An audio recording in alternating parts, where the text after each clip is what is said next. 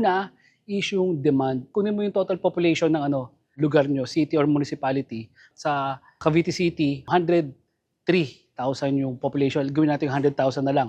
So sa 100,000, kunin mo yung 5% nung 100,000 kasi yung 5% yun yung potential na market nung mga posibleng mag-gym.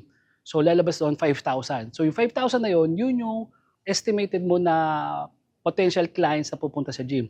Tapos kunin mo rin yung yung ilan yung mga gym na existing do sa lugar nyo. Kaya sa amin, kung may 5 gym, let's say 100 square meters kada isang gym, yung 100 square meters, ang formula ko naman doon is 100 times 1.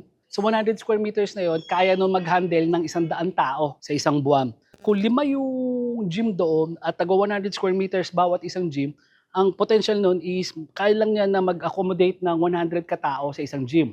So kung 5 yun, 500 na katao yung kaya i-accommodate ng 5. 500 pa lang ng market ang nasa-serve ng 5 na gym na yon. So yun yung sinasabi ko na importante, hindi yung parang pakiramdam mo lang na lalakas yung gym, pakiramdam mo marami kang kakilala, pakiramdam mo pupuno yung gym mo. Mahirap yung gano'n na nagre-rely doon sa pakiramdam.